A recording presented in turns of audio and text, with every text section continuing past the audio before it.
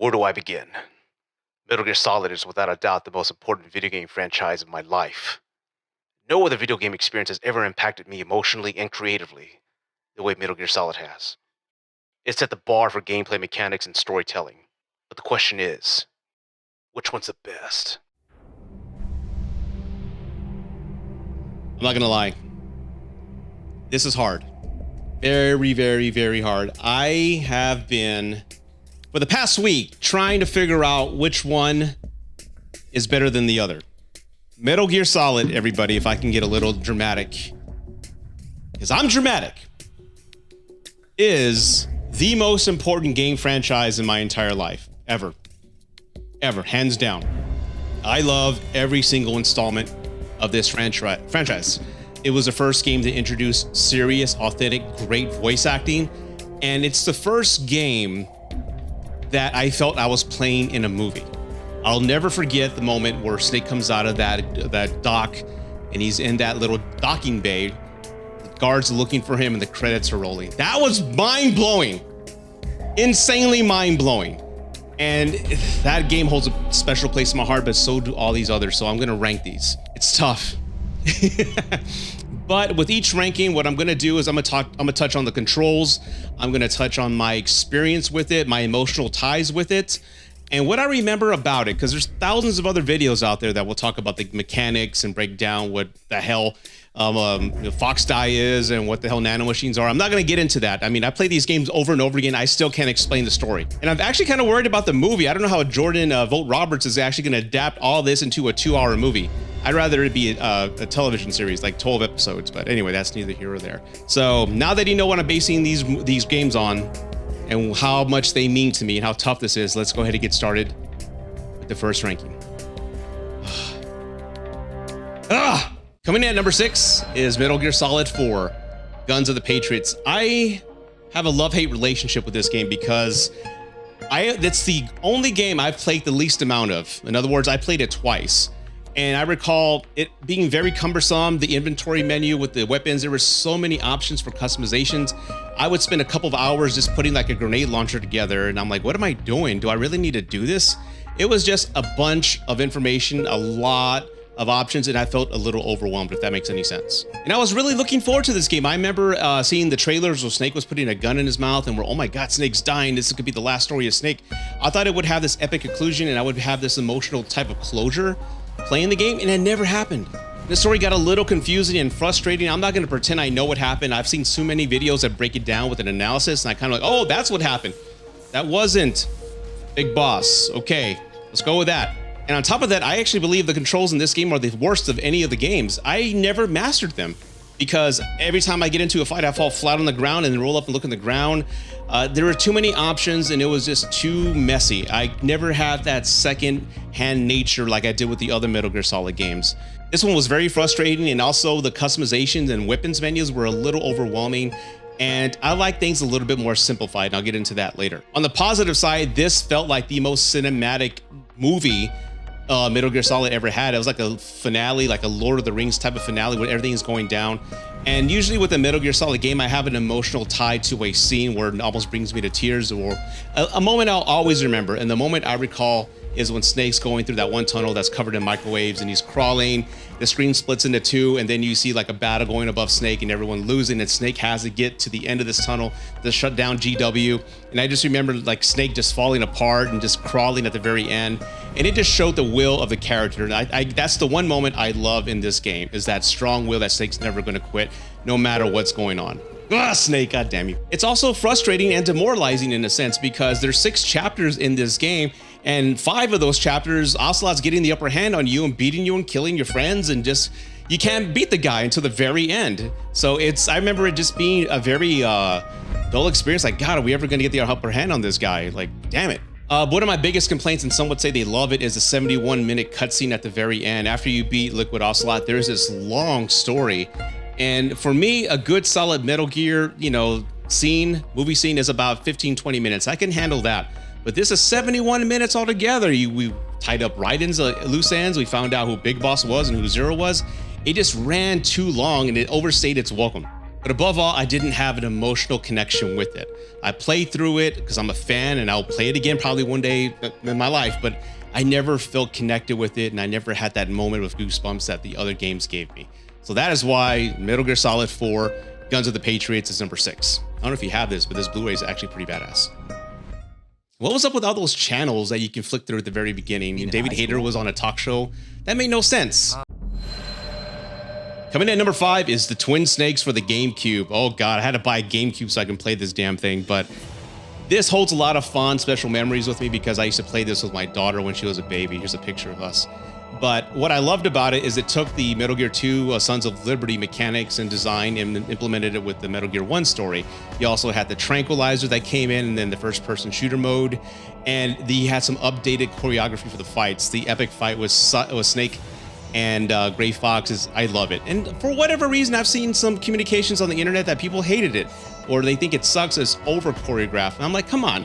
This came out in 2004. You got to keep in mind the Matrix had come out 5 years before and has really had an influence on Hollywood and how fighting scenes would go. So you got to keep that in mind and go with that mindset. But I love the game and the controls. I was really kind of concerned because every Metal Gear game that I've played, it's always with the PlayStation controller. And I was curious how it would be with the GameCube. And to my surprise, after the first couple of hours, it felt like second nature. Everything felt smooth and it just felt to the minute, to the touch. And I loved it. So this game, again, is very special to me. It's almost like 20 years ago when I played this game, but I still have it. And before I go on to the next game, there's a couple things I was disappointed with this game. I was disappointed with the voice acting with Gray Fox. I really wanted the original actor to voice the character in this one, but there was some sort of disconnection with me not hearing that voice. Who are you? I like you. I have no name. Who are you? I like you. I have no name. And also the theme. If you ask me, the death of Sniper Wolf is probably, in my opinion, one of the greatest cinematic gaming experiences I've ever had in my life. And if you want to check out my video, my Metal Gear Solid video, I go into better detail about that scene and how it impacted me. And the fact that the original score wasn't used from the PlayStation, that kind of took me out of the moment. And it didn't hit me in the feels as the first one did. In the name of vengeance, I sold my body and my soul. Now I am nothing more than a dog. In the name of vengeance, I sold my body and my soul. Now, I am nothing more than a dog. So those are the two cons I have of the game, but overall, I still enjoy playing it. So that's why I have it at number 5. This may be controversial, but my number 4 is Metal Gear Solid 2, Sons of Liberty. I can hear you guys already. Oh God, do you guys remember the anticipation for this game? Metal Gear Solid 1 on the PlayStation just rocked everybody's world, and we were just so excited for a sequel with the PlayStation 2, the updated mechanics, the graphics. Then we had that Hideo Kojima trailer that just blew everybody's mind. We just couldn't wait to get back in control of Solid Snake with an enhanced system. And I could not wait for this game. And when it finally started playing it, I think I went 5 hours in the tanker scene because I just wanted to savor every moment. It felt great. And then some guy named Raiden shows up. I'm like, okay, who is this guy? Nah, we're going to meet Snake later. Then you see him as Pliskin and you're thinking, okay, well, there's Snake. You're going to play as Snake later. And I recall, if you take the hype, I think I was so consumed with hype and excitement for playing this game. I recall beating it and calling it one of the greatest games ever made. But deep down, I knew I was lying because I was pissed that I never got to play as Snake. And admit it, you felt the same way and you lied about it too. Now, other than that piece, what else did I not like? Well, the story got a little too cumbersome. I recall at one moment you found out that Otacon had an affair with his stepmom right before EE was killed. And I'm like, what? Are we really talking about that? Like, really? I had a relationship with your mother. She seduced me. And it went on. I do like the characters of Dead Cell. I do like Vamp. He terrified the hell out of me when you first met him. 5 today. Or rather 6. Everybody, I'm with voice actor Phil Lamar. How you doing, sir? I'm doing good. How are you? I'm doing fantastic. I have to tell a funny story. Metal Gear Solid is one of my all-time favorite game franchises, right? Sons of Liberty came out. I'm enjoying it, having a great time, and then a character called Vamp shows up and scares the hell out of me. And I think your first line in that, and I remember it's like, this is my impression of you. 5 today, maybe 6 or something. Can you do that? 5 today, or rather 6. Oh God, that's awesome. But the story just got a little too convoluted, and I think I didn't appreciate it as much in my younger years, but now going back and seeing videos, there's this video on YouTube that calls the codec conversation between Raiden and the Colonel, who's an AI persona, the greatest conversation in gaming history. I've watched that video, and it is amazing that Hideo Kojima actually kind of predicted our future. In other words, this AI is controlling the flow of news and information, and they knew how it could manipulate us and control our thoughts and what we believed in. This is in 2001, people. 20 years before what's actually happening now with bots and everything. I will give Hideo Kojima credit for calling out our future.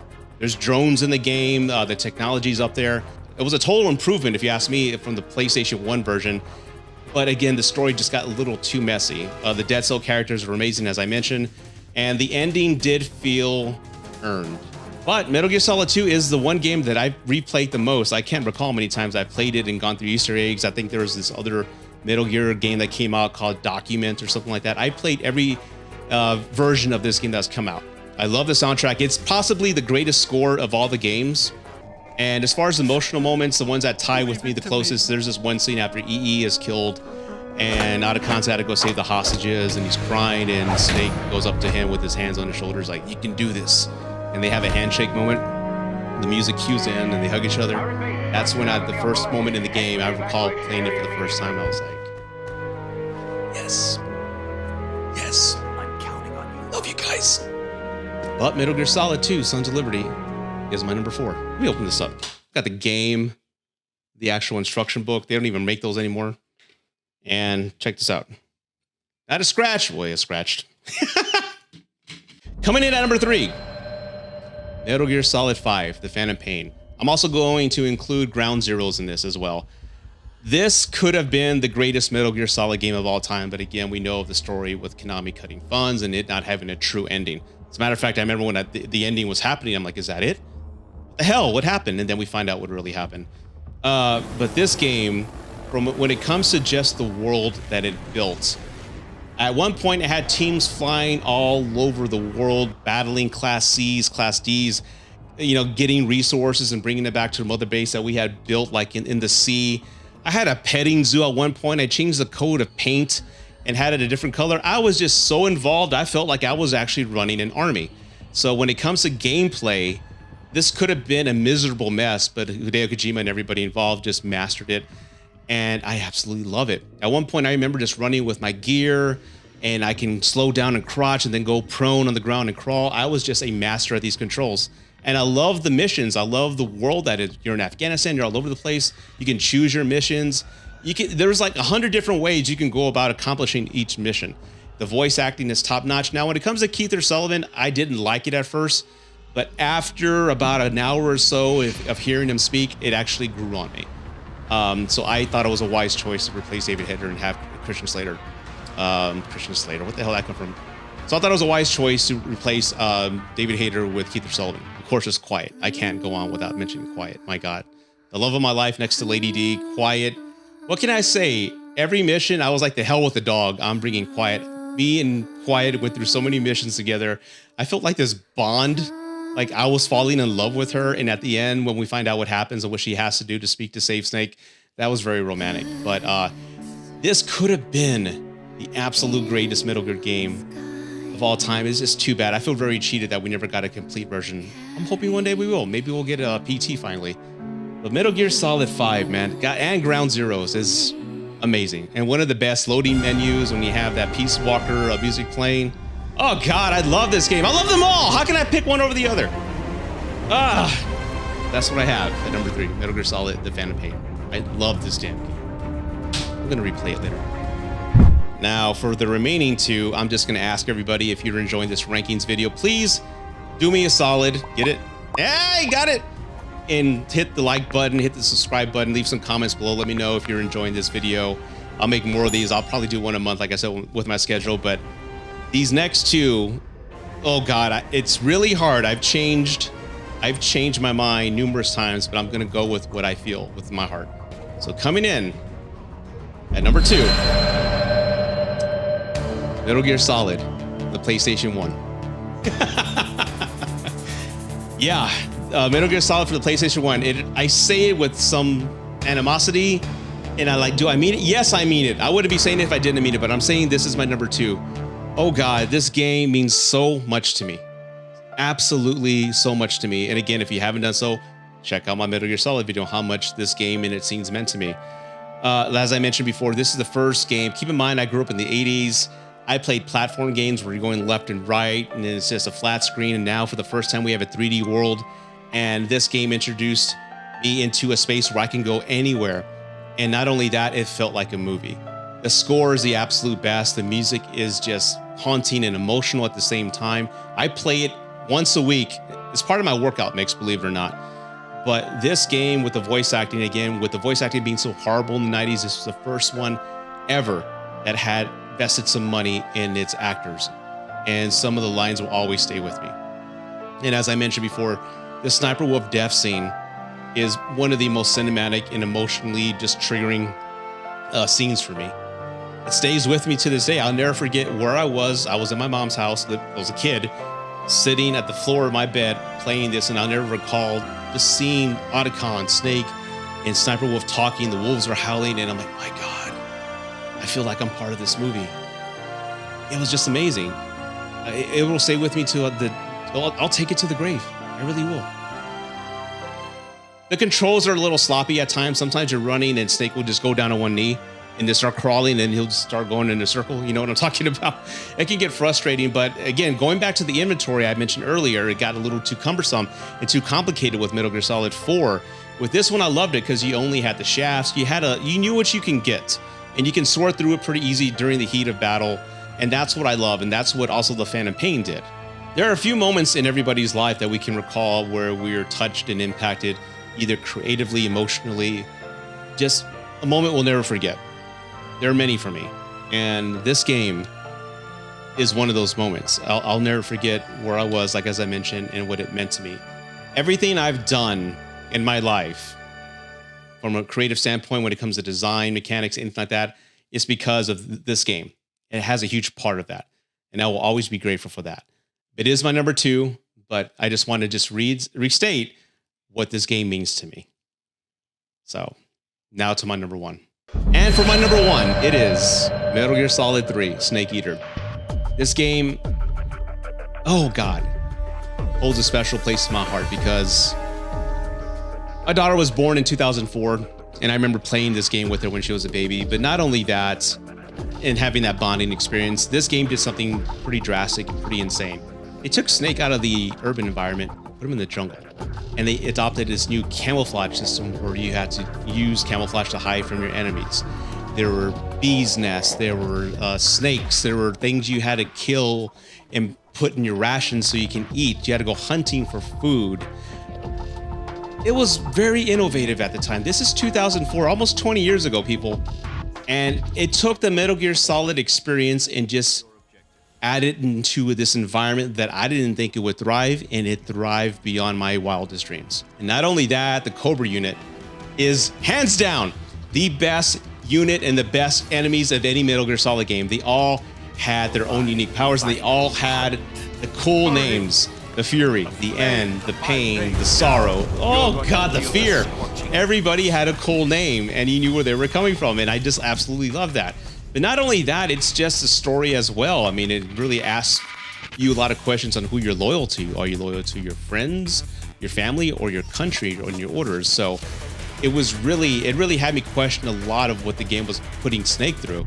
And look at what he went through. He was tortured, his arm was broken, he went through a lot of adversity, and he had to kill his mentor. Can you imagine being put in that position? I'll never forget that moment where I had to kill Boss in that white lily field. That was amazing.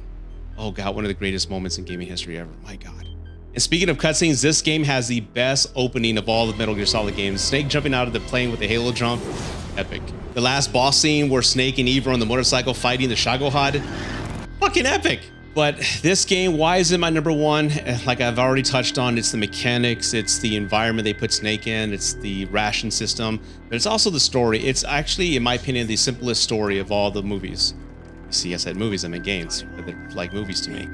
I understood what was going on. It was simplified with the times during the Cold War. I knew what Snake was going through, and then the twist at the end with Boss, finding out she was never a traitor, she was only under orders. It hits me emotionally harder, especially when Snake's at her grave and he salutes her and it ends that way. It's a perfect ending.